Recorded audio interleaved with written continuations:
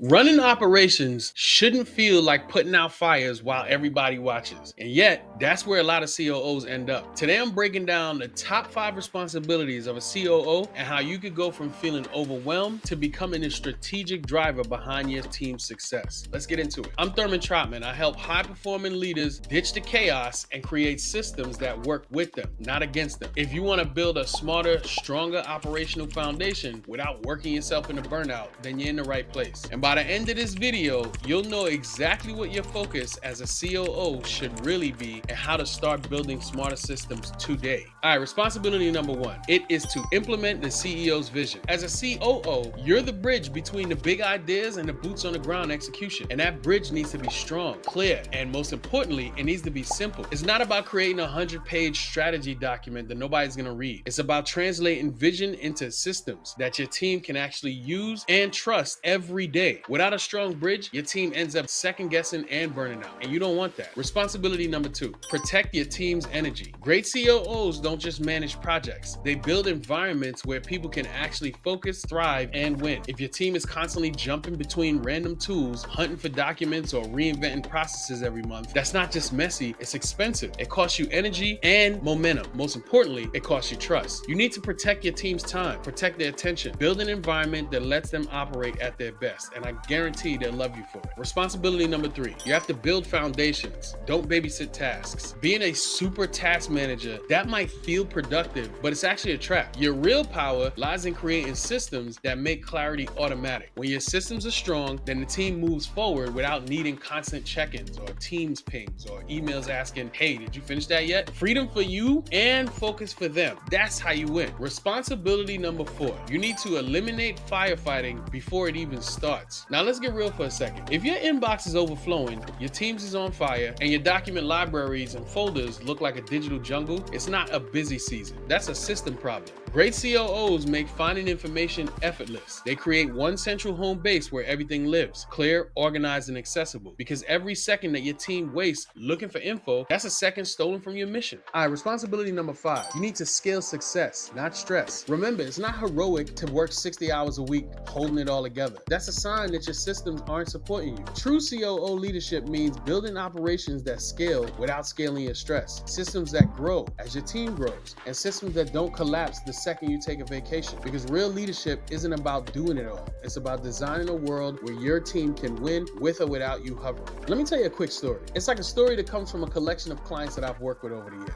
Let's talk about Tasha. Tasha's a high-performing leader. She's sharp, trusted, and loved by her team. From the outside looking in, all of her projects are successful. If you bring up Tasha's name, people are gonna identify her with successful projects. But behind the scenes, what is there? Dozens of chaotic spreadsheets, loads of email chains, and way more late nights and family sacrifices than she would admit to. So even after being successful, Tasha's still like, yo, why does it have to be this hard? And that's where I come in. I would show Tasha how to reimagine her operations, not with more tools, but simply with education, because she already has the tools. I'd build her team a home base in SharePoint, which is a clear, simple hub where everything would live, everything was organized, and everything would make sense. Going forward, Tasha would lead with ease because her systems are finally doing the heavy lifting, and her leadership isn't just successful, it's sustainable. Now, if this story hits home, I got something for you. I want you to download my free resource, the SharePoint for Leaders checklist. Find out if you're actually maximizing SharePoint or you're just scratching the surface. Check the link below. It's in the description. And if you're ready to take this even further, if you want your operations to finally match up with your leadership, then let's connect. I want you to book a no-pressure strategy call, and we'll talk about your biggest challenges, where you want to go, and whether a SharePoint-powered home base could be the missing piece. I'm willing to bet that it is. Now remember, this isn't a sales call. It's a systems for success call. Hit that link below and let's find out what's possible. Thanks for watching, and I'll see you in the next video.